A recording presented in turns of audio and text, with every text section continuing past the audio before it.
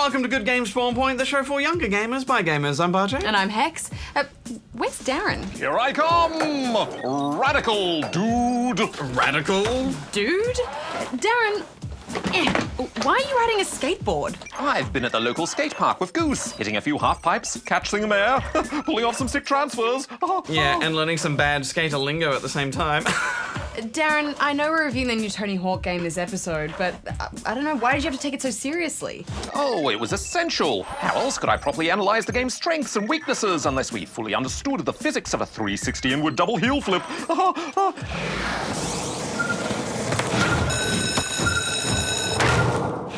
Have either of you skated before? Oh, no. I've seen a skateboard. I've seen that skateboard before, so I know all about it. So it doesn't really count. But also, later in the show, we're going to have a look at a game made by the space agency NASA, and it's for the Kinect. NASA!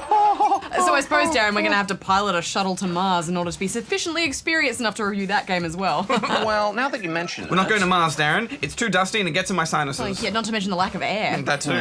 Well, Bajo, Hex, at least let me give you a quick skateboarding lesson before we review Tony Hawk. Oh, okay. That'd be kind of cool. Very Thanks. kind of you. That's the spirit. I've got a couple of spare skateboards and some safety gear in the D.A.R.R.E.N cave, and you're welcome to grab them. What, you would let us in the Darren cave? Affirmative. Wow. This is a brand new day for Darren. Yeah. Okay. Let's go. Right this way. Darren, there's no skateboarding equipment in here. Darren, what's going on? Oh, you seem to have accidentally activated my security measures. How unfortunate. Hex, call Goose, get him up here, get him to sort this out. Good idea. It seems you'll have to leave the Tony Hawk review to the skateboarding professionals. He's on his way. Hey guys. Oh, Goose, Darren's trapped us in here. Activate cone of silence. Take it away, Goose.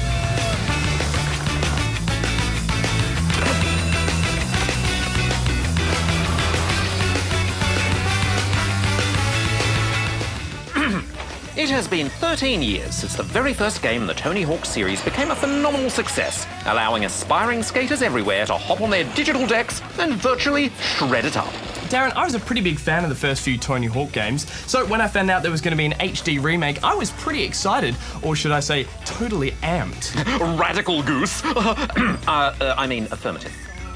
After the massive faceplants that were Tony Hawk Ride and Shred, the series has gone back to its roots with Tony Hawk HD, combining levels, skaters and songs from the first two games. It feels more like a best of rather than a direct remake, or with a brand new high-definition coat of paint. Unlike the out-of-control sequels, this HD remake is a back-to-basics build. You begin by choosing a skater from an updated roster that now includes your Xbox avatar, before jumping into the main career mode to complete objectives, earn cash, and upgrade your stats. Playing through the career mode unlocks levels that you can return to and either free skate in, or select from a number of other score-chasing modes such as Hawkman or Big Head mode. And Darren, before I even had a chance to pull off my first massive kickflip, I was already shocked to see that there's only 7 levels to choose from. 7! The original had 9 and the sequel had 11. If this is a best of, then where are those classic levels like Downtown and the Bull Ring, even Skater Heaven? It just feels like they've skimped out. Well, Goose, they have announced that there'll be more levels released as DLC. But I just think for many spawnings out there, this might be the first time they get to play some of those classic levels like Warehouse and the Hangar, and it's just sad that they've only got 7 to pick from. Agreed. However, they do all look nice in their HD glory. I agree. Although I did still think some of the animations of the skaters was a bit glitchy, but I found that once I got back into the swing of things, I didn't really mind because the controls replicate the original so well. While the later games in the series added reverts to link trick combos and realistic physics to increase difficulty, here the developers have made sure to maintain as much of the original gameplay as possible, such as the ability to defy gravity mid-flight or magnetize to grind rails. Fortunately, this results in an enjoyable dose of nostalgia rather than frustration. Yeah, if there's one thing this game nails, Darren, it's the nostalgia.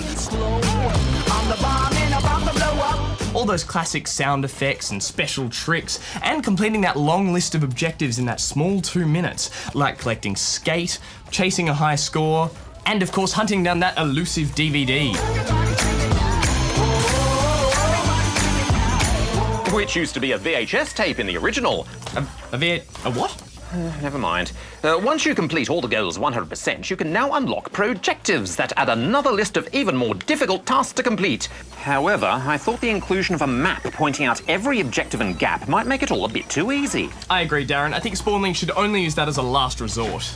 There are other notable absentees. There's no level editor, and there's no ability to play split screen locally. I did miss the ability to duke it out with friends on the couch, Darren. However, I think the inclusion of multiplayer was still enjoyable, especially those classic modes like graffiti and trick attack.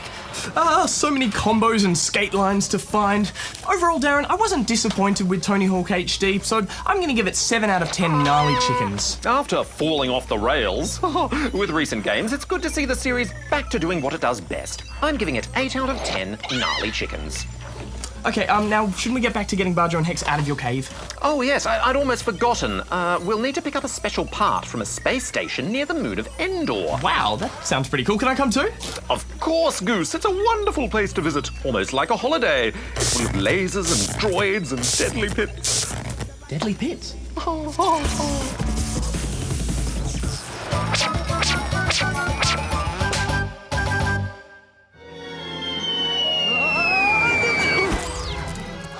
Getting used to that, Darren. Darren, this doesn't look like a holiday at all. This looks like the Death Star, Darren. Why would you bring me here? Well, Goose, the Star Wars universe has many iconic planets and places to visit, but the one location that really inspires gamers is surely the Death Star. We're sending a squadron. While the movies mainly showed us the interior, Conversation anyway. video games have been able to explore so much more of this fully operational battle station.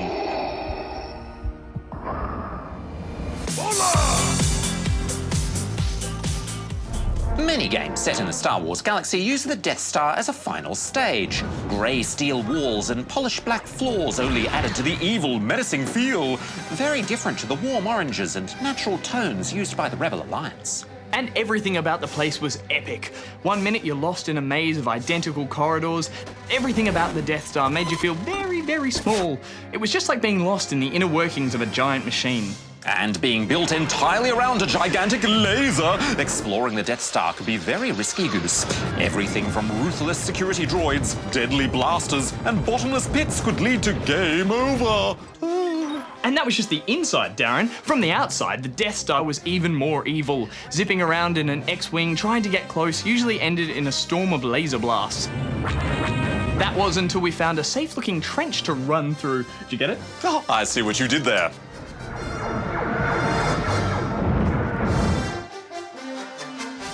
You switched off your targeting computer. What's wrong?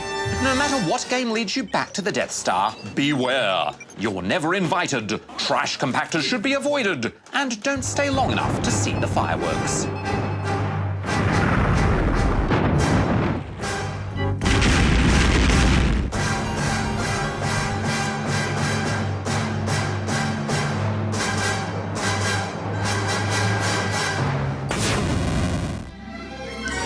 The Death Star. It's no moon. Macho man. Hello, I'm back. Oh, that's right. Cone of silence deactivate. How expect me to practice my Pilates in here, Darren? It's too cramped. Bad. Did you find whatever you needed to fix the shield of the laser thing or what have you? Because this is not funny. Oh, I agree. Broken electronics are no laughing matter. All right, well, hurry up because I really need to go read the news. Besides, how much oxygen is left in here? Oh, plenty. A whole 4 minutes. And it should only take me 3 minutes and 59 seconds to repair the door control. Darren, I think we can all agree that's cutting it a little close. Well, I advise you to just do the news in there while I get to work. Oh, now, all right. let me see. Okay, well, Hex here in the Darren cave with this week's gaming news.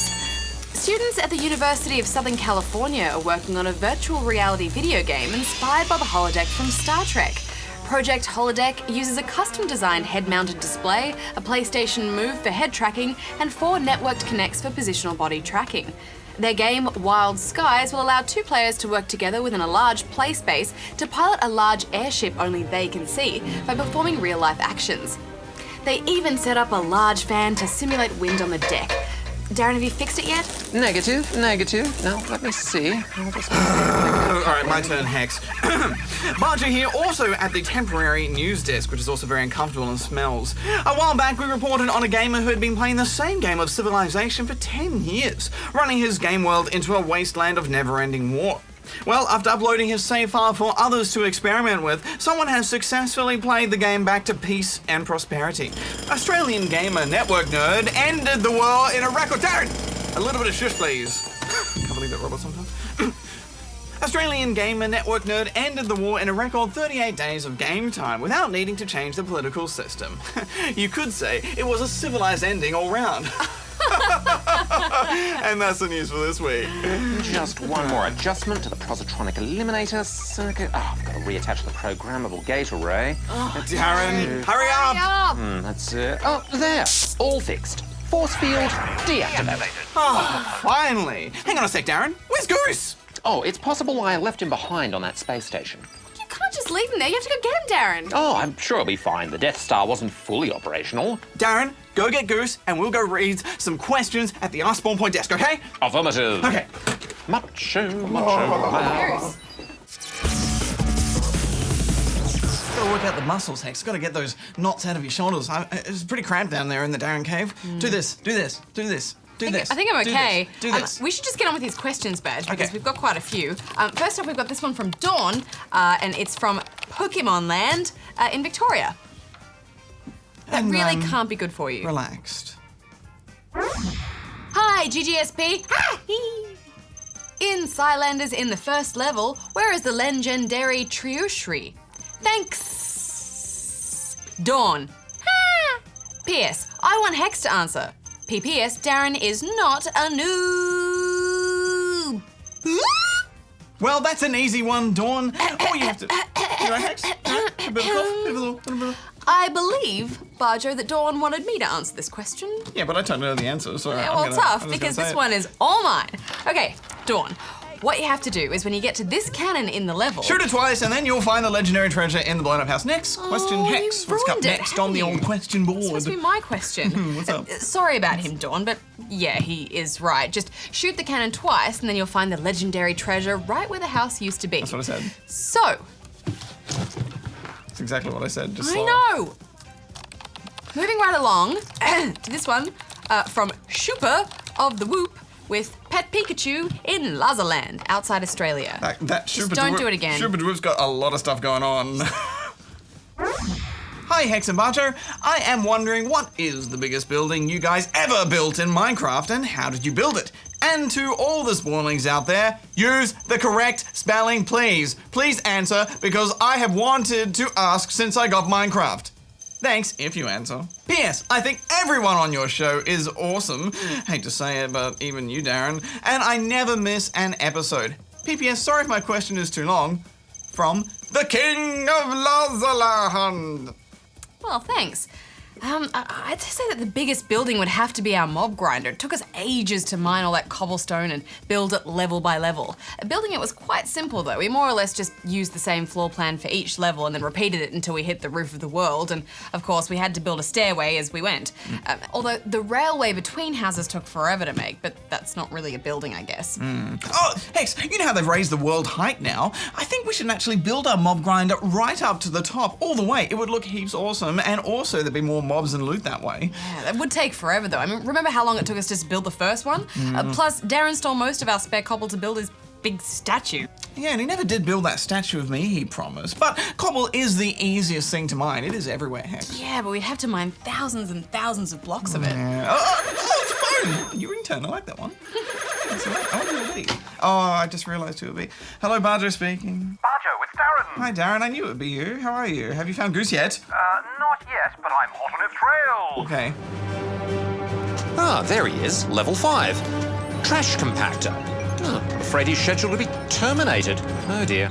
I'll find it soon, don't worry about that. But I couldn't help but overhear you talking about needing more cobble. So I used a few spare CPU cycles to build you a machine that can create an infinite supply of cobblestone. So what you're telling me is it's some sort of cobble creating machine? Affirmative, Bajo, a cobble creating machine. Oh wow, that's awesome, Darren, and surprisingly generous of you. Thank you very much. Oh, and by the way, before I go, we need to talk about that statue that you promised you'd build for me and you didn't. The statue's been completed. You haven't seen it yet, Bajo. Oh, give me a look. Oh, it's very impressive.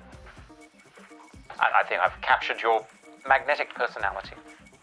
Wow, that's great. Thanks, Darren. I guess you could say you have chiseled good looks. Yep, that was about as good as I thought it would be, to be honest. Thanks. I could go. Did Darren say that he created a cobble making machine? Yeah, absolutely. That's pretty Wow. awesome. Well, now I guess we need to actually build it. I guess we'll need to get into that later, though. For now, let's move on to this one from Shauna in the Northern Territory. Can't say that one. Huh? It looks like Warrnambool. So that right, though.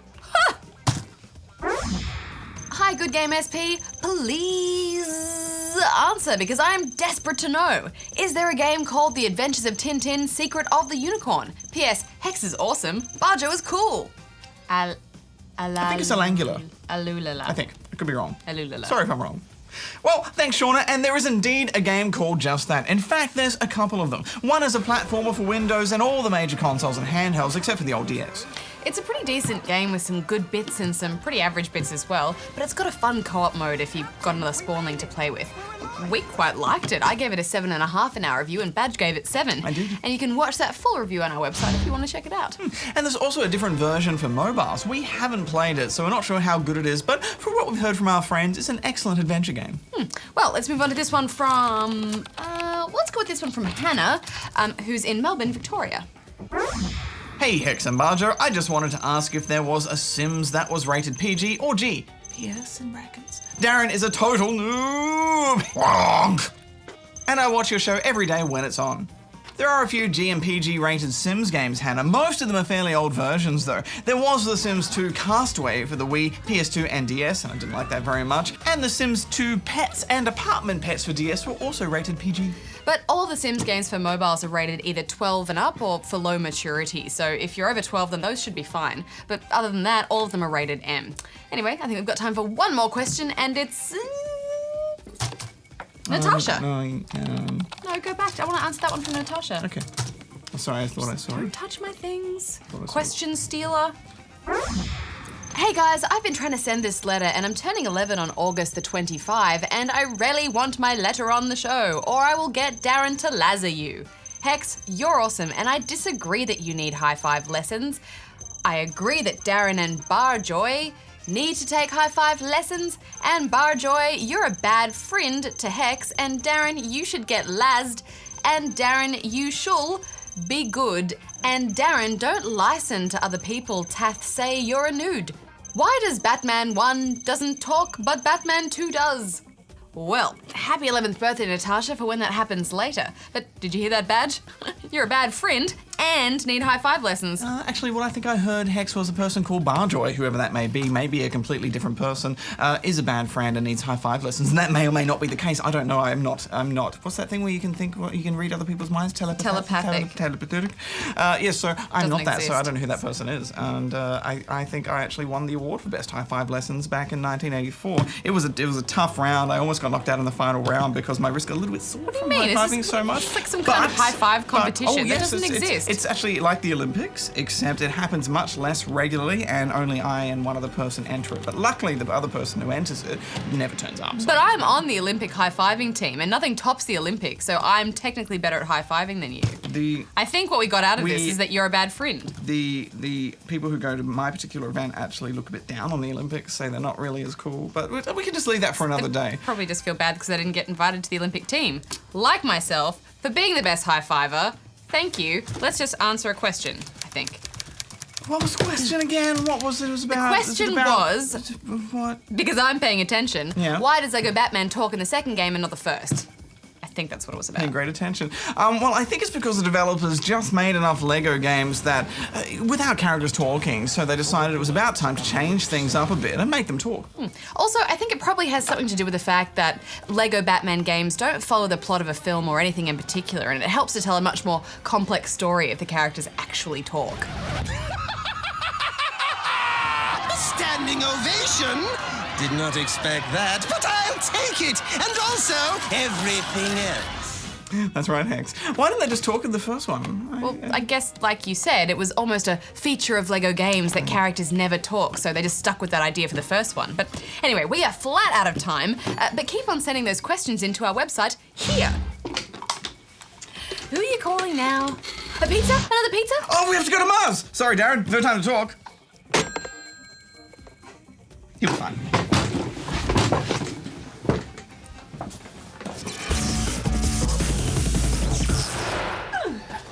Good question.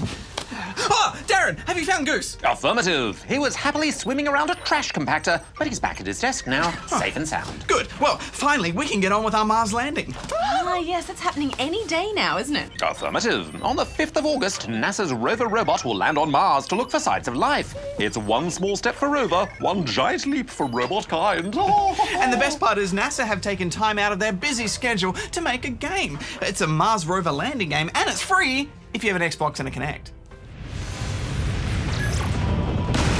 We have parachute deployment. Spacecraft confirmed. Heat shield separation. Standing by for touchdown.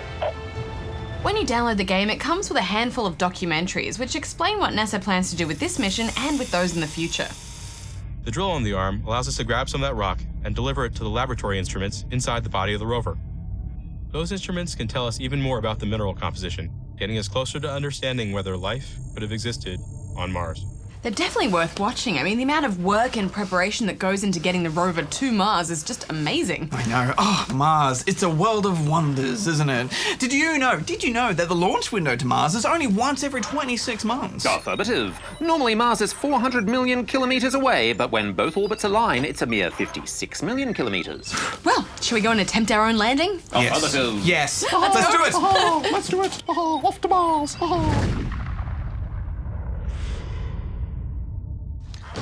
Okay, Bajo, you ready? We're gonna go for our own landing. Can you hear me, Hex? You're barely coming through. Bajo, I said we need to go for our own landing. I can't hear you. I'm just going to go for the launch, okay? Let me just adjust. Are you ready? I've already launched the pod. 3, 2, 1, mark. Curiosity has entered the Martian atmosphere. Make sure your lander stays in the circle. Staying in the circle. Oh, I'm out of the circle. Oh. Shield is good. That's it, stay on target, Bajo. I'm in the circle. I'm in the circle. Bajo, now for the hard bit. I'm out of the circle. I'm getting a slightly erratic reading from you. Sorry, I ate a very large sandwich. I told you not to have that sandwich. Why did you do that? You've All right. thrown off all our calculations. Recalculating for the additional weight of the sandwich. Affirmative. Otherwise, he'll head straight for Uranus. Approaching atmospheric turbulence. Okay, turbulence warning. No. Too much, Bajo. Too much. No. Concentrate, negative. Bajo. I don't want to alarm you, Hex, but we may need the backup rover, please. Hello? Yes, can I get a clearance in the backup rover? Oh, and get clearance on the backup sandwich, too. Have rover okay. separation. So stressful to watch, Darren. Oh, man. We've lost contact with Curiosity. It crashed. Mission failed. That's okay, we'll get the backup rover. Okay, here we go, round 2. Now remember your training, Bajo, and you will survive. I'm a leaf on the wind. Heat shield temperature critical. Steady. Steady. Shield temperature Steady as she stabilizing.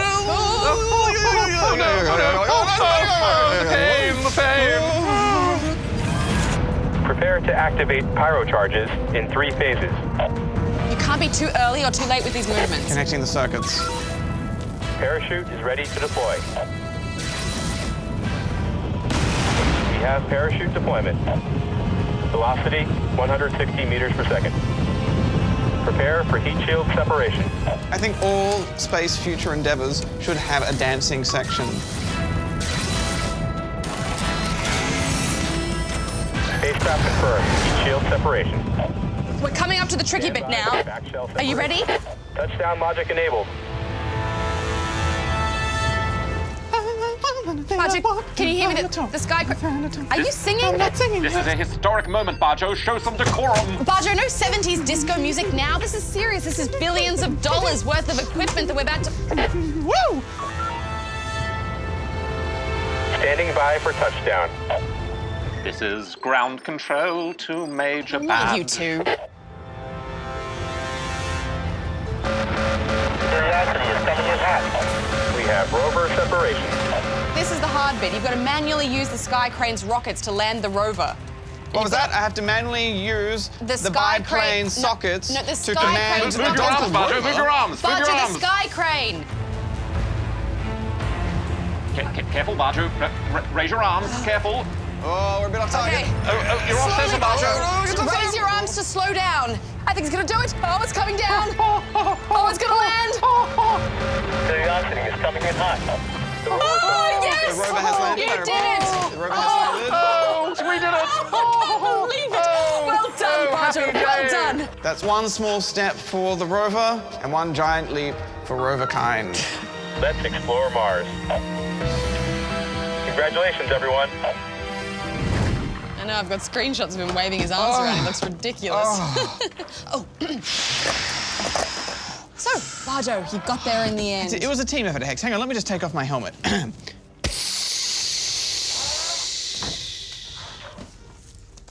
Okay, look, we're dying to hear what you thought of the game. A bit of space here. I think it's a pretty good game for what it is. I mean, you could argue that the gameplay isn't very varied and, you know, the controls are a bit wacky and there isn't that much to do, but I think that would be missing the point because this is supposed to ignite our imagination for the Mars rover mission. Yeah, and this is more of an interactive documentary than a game anyway, and the Kinect is the perfect sci-fi gadget to interact with this doco. I'm giving it 8. I'm going to give it 8 as well. Right, we better get back to the studio. Yeah, let's go. Warning, warning. What is it, Darren? We've run out of time for this week's show. We have to wrap things up. Okay, I gotta remember, on the show next week, we're gonna have a look at the latest Kingdom Hearts game.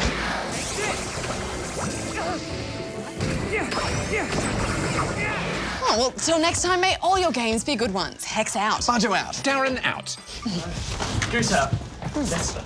Hey, that gives me an idea for another postcard adventure. Goose, have you ever been to Mars? No, thanks. We could fit you for Bajo's suit. Though we'd have to take it in a bit.